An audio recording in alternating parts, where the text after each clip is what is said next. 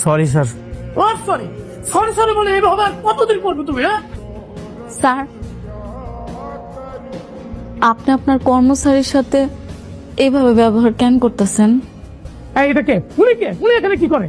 Sir উনি হইতেছে আমার স্ত্রী। ও স্ত্রী।